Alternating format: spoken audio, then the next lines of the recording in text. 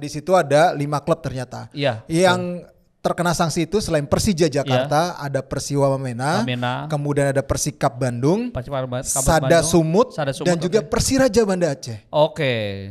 Dan yang menarik adalah Persiwa Wamena ini memang sudah terkena sanksi sejak 2022 lalu kasus waktu itu. Ini kayaknya sih menurut gua memang tidak terlepas dari adanya kasus dispute ataupun mungkin perselisihan sengketa dengan urusan gaji nih.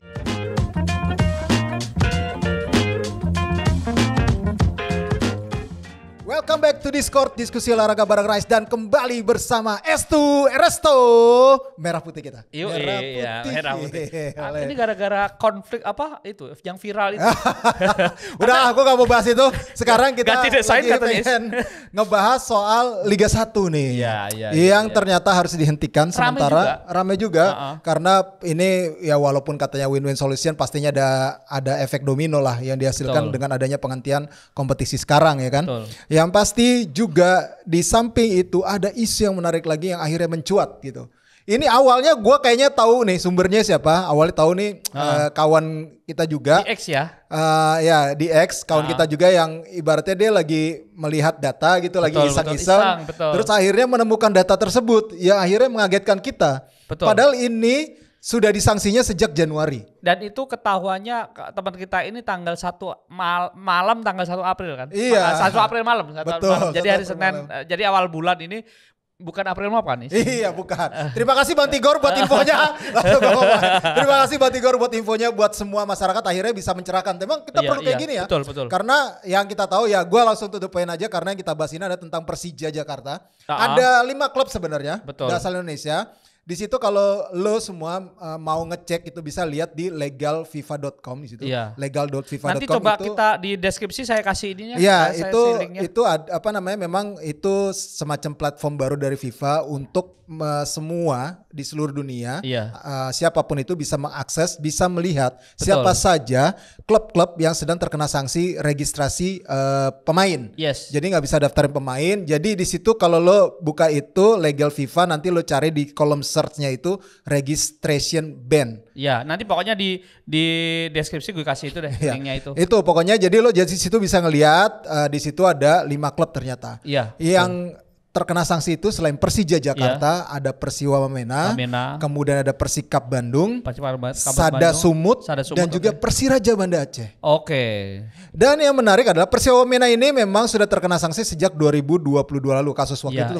Ini kayaknya sih menurut gue memang tidak terlepas dari adanya kasus dispute ataupun mungkin perselisihan sengketa dengan urusan gaji nih. Biasanya tunggakan gaji sih biasanya. Yang pasti ini ada kemungkinan kans bertambah klubnya. Karena musim ini kan belum terhitung kan. Betul. Musim 2023-2024 itu belum terhitung karena banyak sekali. Ya contoh kemarin yang mencuat kan Kalteng Putra misalnya. Terus masih ada kemarin kabarnya Persikap juga seperti itu. Persikap lagi ya. Persikap lagi seperti itu. Tapi kita nggak bahas itu karena memang belum ada data resmi gitu. Tapi yang tadi disebut Bang Tigor itu, Bang Tigor Salambobo ini adalah salah satu lawyer sport di Indonesia. Jadi memang kompeten, umum kayak gini tuh wajar ya dia kompeten. Saya nggak berteman akrab dengan beliau, tapi saya mengatakan bahwa dia nggak cari sensasi. Tapi ini bagian dari edukasi yang dia coba lakukan gitu kepada teman-teman pecinta sepak bola Indonesia. Dan ini memang di situs tersebut itu update tiap minggu. Kalau yang gue baca, update tiap pekan, setiap hari Minggu, malah setiap Sunday, setiap hari Minggu update tiap pekan. Di situ kalian bisa cek sendiri ya bagaimana datanya di situ, klub-klub siapa aja yang terkena sanksi. Dan yang menarik adalah Persija ini terkena sanksi sejak Januari 2024. Mereka bersama dengan 4 klub lainnya selain Persiwa tadi ya. Berarti Persija, Persikap Bandung, kemudian Sada Sumut dan juga Persiraja itu terkena larangan registrasi pemain ataupun tidak bisa melakukan aktivitas transfer selama 3 musim ke depan. Ini bukan hanya untuk internasional ya, tapi juga lokal dan amatir. Jadi bukan profesional. Gitu. Jadi ini merugikan sebenarnya, terutama bagi Persija. Kita bahas Persija dulu lah. Ini yang paling mungkin akan menjadi efek dampaknya paling besar bagi Persija karena mereka butuh tambahan pemain setidaknya untuk memperbaiki prestasi mereka di musim depan. Dan satu lagi, mereka akan bermain di AFF atau Asian Club Championship. Bersama dengan PSM, dia diundang walaupun memang jadwal turnamen itu untuk musim depan belum pasti. Masih TBD, tapi mereka sudah dipastikan AFF mengundang, Indonesia akan mengirim Persija dan PSM juara musim yang lalu dan runner-up musim yang lalu gitu. Betul. Dan ini tentunya akan harus berpikir keras ya kalau misal Thomas Doll masih lanjut. Iya kan, kontraknya masih ada nih setahu gue ya kan, Thomas Doll masih lanjut. Beruntungnya memang Persija itu ngontrak pemain tuh 2 musim 3 musim. Iya, salah satunya Rizky Ridho itu sampai masih ada 2 musim lagi. Masih ada 2 musim lagi. Iya. Nah, ini ngomong-ngomong Rizky Ridho juga lagi digoda-goda juga kan. Itu nanti kita bahas. Ya, yang pasti ini sangat merugikan dan menjadi pelajaran bagi klub-klub sebenarnya. Iya, yang pasti ini sebenarnya kan hal yang terulang lagi dan tidak diantisipasi ya. Iya. Ini hal yang terulang tidak diantisipasi, dipikir itu selesai kalau tidak ada pemberitahuan. Tetapi inilah namanya transparansi dari Federasi Sepak Bola Internasional. Betul. Itu satu. Setiap tahun ketika kita juga berapa wasit FIFA tiap negara, perbandingannya itu ada di announce. Jadi itu teman-teman ada juga. Nanti tak kasih link semua deh. Di Score ID itu sebenarnya ditulis semuanya itu. Jadi maksudnya bench ini yang Rais bilang tadi update per minggu. Kalau soal komposisi wasit dunia itu update per tahun itu ada semua. Terus lagi nanti ada update ranking FIFA yang terbaru nanti tanggal 4. Jadi kalau kemarin ada asumsi bahwa Indonesia naik ke peringkat sekian, itu masih perkiraan ya. Masih perkiraan. Jadi kalaupun nanti itu sama dengan perkiraan, ya memang sama. Tetapi kalau ada orang nulis resmi breaking news itu hoax. Karena resminya dari FIFA baru 4 April. Benar. Kalau memang kita bisa menghitung sendiri sebenarnya. Bisa memperkirakan itu hitung sendiri karena rumusnya sudah ada. Di FIFA pun tertera gitu. Jadi kita bisa mengakses itu. Jadi kita bisa menghitung sendiri peringkatnya naik berapa nih gitu. Tapi kan itu perhitungan-perhitungan yang mungkin nanti cuma poinnya aja. Tapi tim-tim lain kan kita nggak hitung nih. Nah, pergerakannya ya memang kadang tidak akan berbeda jauh sih. Betul. Cuma kalau ada media yang menulis breaking news resmi. Itu menurut saya sih itu nggak mengedukasi, balik lagi. Etik jurnalisnya nggak ada gitu. Oke, itu tadi kita sudah bahas Persija Jakarta. Kita berharap ini bisa selesai kasusnya. Ya gue nggak tahu ya mereka melakukan appeal atau enggak. Karena ini 3 musim ke depan loh. Musim ke depan, apapun sanksinya segala macam, sedih aja gitu bahwa persoalan masih ada dan menimpa klub sekelas Persija ya, yang kita tahu developmentnya cukup bagus ya. secara tim gitu, mereka punya fasilitas bagus, tim yang ya terlepas dari agak kurang stabil musim ini, tapi mereka sebenarnya secara edukasi development itu salah satu yang mungkin bisa dikatakan cukup bagus di Indonesia gitu dengan beberapa tim yang lain gitu. Berarti Persija musim depan pakai pemain EPA dong. Iya dong. Iya, pemain EPA. Tapi itu kan keuntungan mereka punya development. Iya benar ya. Mudah-mudahan aja ada solusi terbaik nanti bagi Persija Jakarta, juga klub-klub, karena Persiraja juga kan ya bisa jadi mereka kan hanya kontrak semusim. Iya. Yang pasti kan kemarin pas peringkat ketiga ketemu Andi kan. Di kontrak sampai kapan? Kontrak sampai akhir musim ini, Mas, sekitar bulan April dia bilang gitu selesai. Berarti kan setelah itu kan udah free. Jadi ini juga berbahaya juga bagi Persiraja sebenarnya gitu.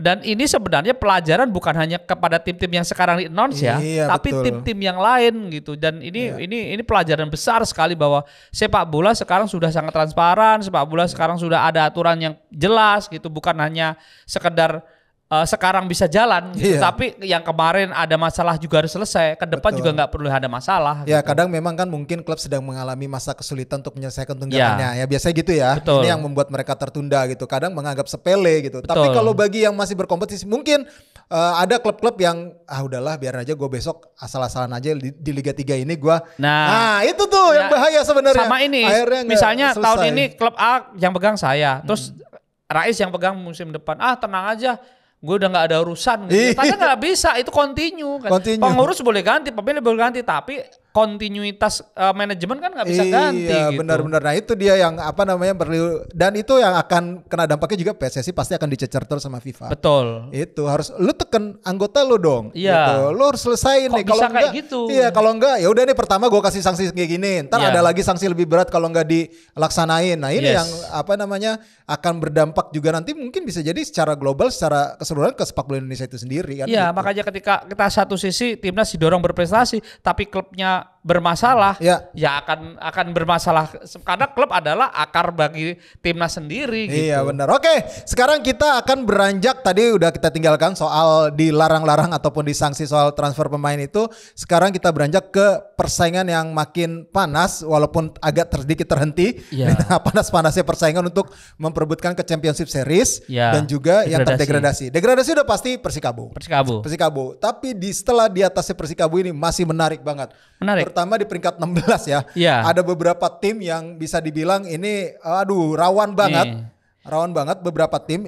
Bisa dibilang ini kan Arema, Persita, PSS Sleman, Rans, PSM, bahkan Persija. Sampai Persebaya lah ya. Paling nggak sampai Persebaya peringkat 10. Jadi peringkat 16 sampai peringkat 10 ini masih rawan banget. Karena poinnya belum sampai 40 ya. Betul. Ini di bawah 40 semua. Betul. Bagaimana Arema sendiri jaraknya ke Persebaya yang ada di peringkat 10 itu beda cuma 8 poin dengan sisa 4 pertandingan. 4 pertandingan. Bisa dikejar. Iya, bisa dikejar. Terlepas dari apapun tim Championship Series juga penting, tapi degradasi ini juga jauh lebih penting karena tim-tim misalnya Arema, misalnya Persita, misalnya Sleman itu yang paling rawan ya di antara di atas tadi. Ini juga supporter, tim yang punya supporter banyak, tim yang punya sebenarnya punya stadion sendiri gitu ya, seperti Sleman, seperti Persita gitu, akan disayangkan kalau mereka nantinya terancam turun gitu. Benar, ya itu dia, makanya kita akan melihat nanti serunya itu ya, gue nggak tahu nih berhentinya kalau nggak salah tuh baru mulai lagi tuh Mei tanggal 2 akhir Mei atau yang seharusnya udah selesai kan? Harusnya udah selesai. Nah itu dia tuh, makanya kita berharap ya ini bisa segera bergulir dengan baik lah gitu, karena kasihan juga dampak dominonya ini banyak banget. Betul. Selain adendum kontrak, pemain kan was-wasnya soal itu kan. Itu klub ya. Ini ngomongin sekup kecil aja. Beberapa pemain udah pesen paket liburan. Oh iya. Terutama pemain asing. Jadi udah pesen paket liburan. Booking ya? Udah booking segala macam, dan ternyata seperti ini gitu. Ini akan kasihan kalau pemain-pemain asing ini ataupun pemain yang sudah melakukan itu, pemain 4 tim yang championship, mereka pasti akan kalau nggak peduli juga secara klub juga nggak punya dasar hukum kuat kan untuk bertahan itu gitu. Jadi ini juga bahaya juga sebenarnya. Makanya ini ya kita berharap ada solusi terbaik lah untuk hal ini setelah adanya penundaan yang mendadak ini. Ya kita lanjut lagi tadi dari hasil-hasil dulu deh di pekan 30 nih Mas Es. Dewa United sama Persita kalah telak sama Dewa United. Gokil juga ya. Terus Arema kalah juga sama Persebaya. Ini kocak sih ini pertandingan ini. Seru. Tapi kocak. Iya. Dan sama kayak Persija Bali United. Iya, hampir sama. hampir sama. Bedanya nih ya. Karena satu penaltinya kan yang satu diuntungkan untuk tim lawan, yang satu tim tuan rumah gitu aja. Betul. Tapi stadionnya sama di Bali juga gitu. Jadi kita bahas Arema Persebaya dulu deh. Arema Persebaya kalau dulu gimana? Gue salut sama bintangnya, bukan Yan Victor, Andika Ramadhani. Iya, kipernya. Jadi ketika Hernando ke timnas atau Indonesia cedera kemarin, si Andika ini sebenarnya tidak hanya sekedar deputi, dia itu adalah pesaing sekaligus partner bagi Hernando. Jadi ini kiper asli didikan Persebaya yang cukup bagus ya menurut saya selama ini. Dan penyelamatan penaltinya Dede ini menurut saya adalah perang mental, dan dia menang gitu.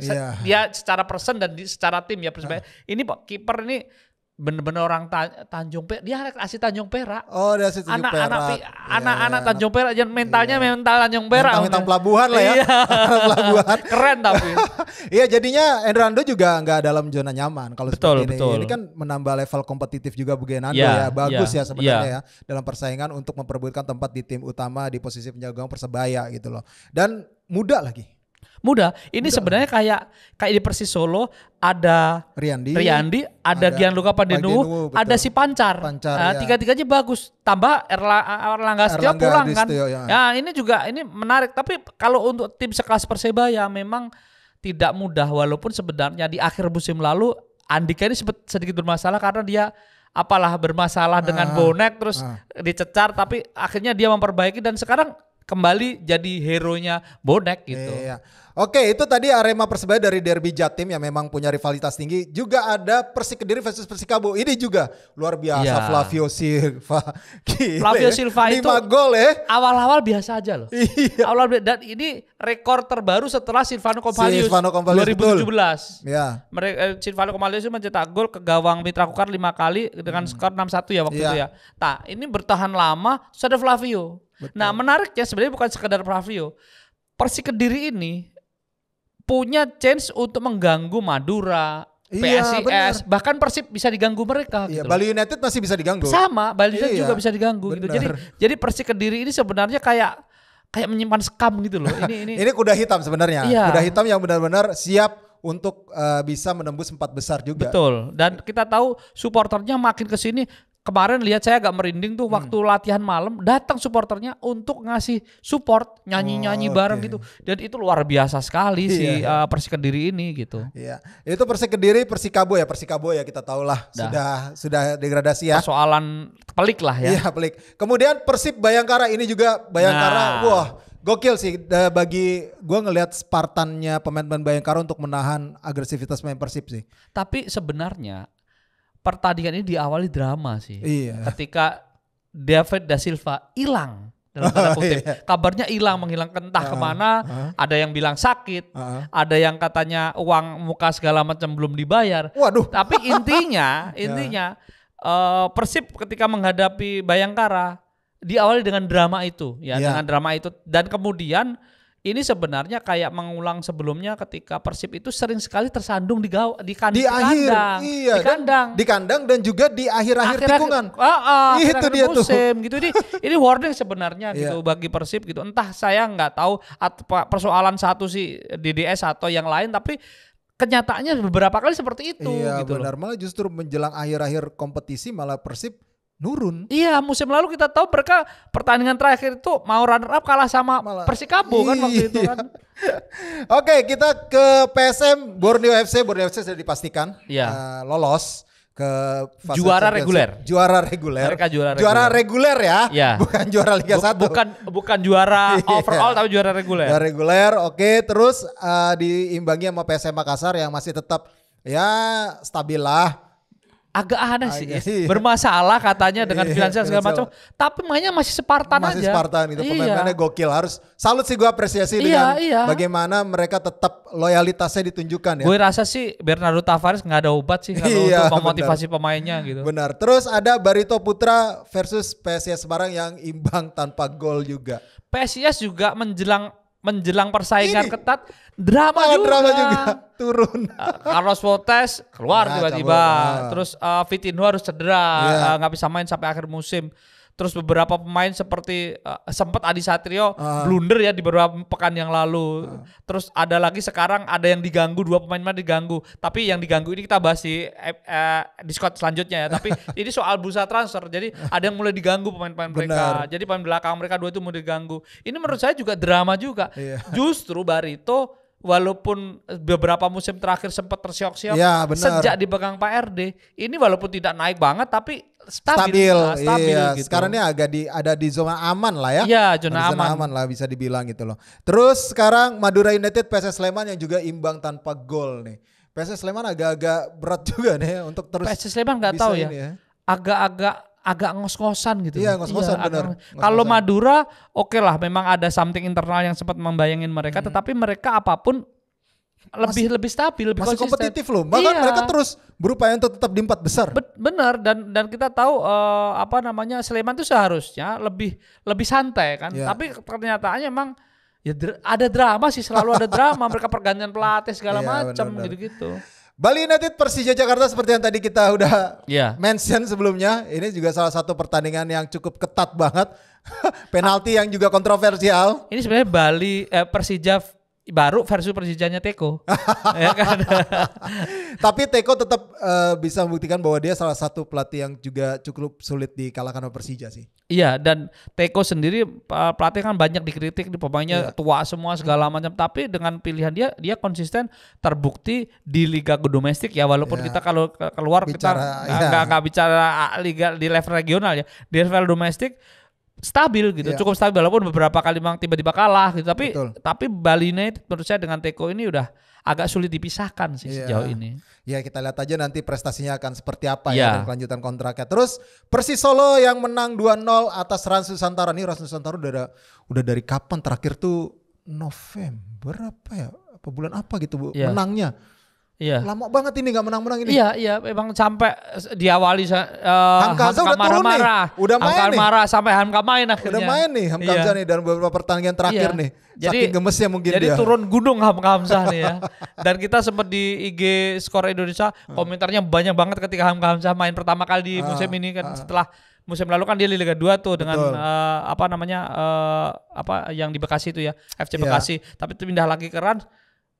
Tidak main jadi manajer, tapi karena timnya itu gemes akhirnya dia main ya. Padahal dia udah sempat bilang gue kayaknya pensiun aja dah gitu. Iya. Akhirnya dia turun lagi. Iya makanya gatel kayaknya deh. Gatel dia ngeliat ininya ya. Ya kita lihat aja nanti akan sejauh mana Rans Nusantara bisa bertahan ya. Iya. Karena dia terancam banget nih, salah satu yang paling terancam juga PSS, Rans gitu kan. Beda dengan Dewa itu sempat terancam tapi kembali ke track. Iya. Beda dengan Rans masih berjuang lagi gitu. Betul, Persis Solo juga udah mulai ke tracknya nih. Benar, Persis Solo dengan Dewa itu hampir mirip sih kasusnya, sempat turun tapi mulai ke track lagi. Iya, Milo Merces lihat pelatih yang tepat untuk saat ini untuk Persis Solo bisa dibilang. Iya. Oke, kita mau bahas apa lagi nih di Liga 1 ini? Tadi udah Persebaya menang penalti, terus Gustavo Almeida. Iya nih Gustavo Almeida nih. Iya. Gustavo Almeida pada diharapin kemarin pas lawan Bali United itu. Dia kan cadangan ya. Betul. Terus diharapin masuk nih. Masuk. Enggak taunya dapat penalti, gagal.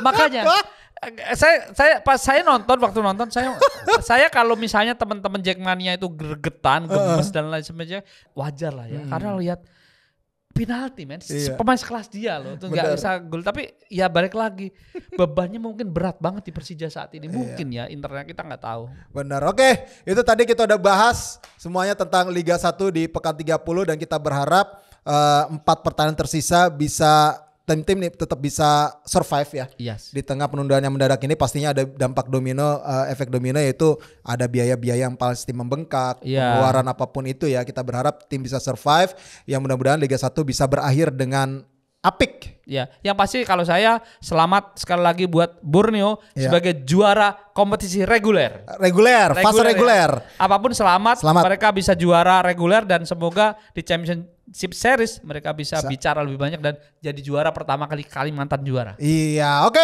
Demikianlah untuk episode Discord kali ini. Jangan lupa untuk terus follow sosial media dari Skor Indonesia, baik itu di X, Instagram maupun di TikTok, dan juga kami ada di Noise.id. Jangan lupa baca di Skor ID, semua sepak bola Indonesia lengkap.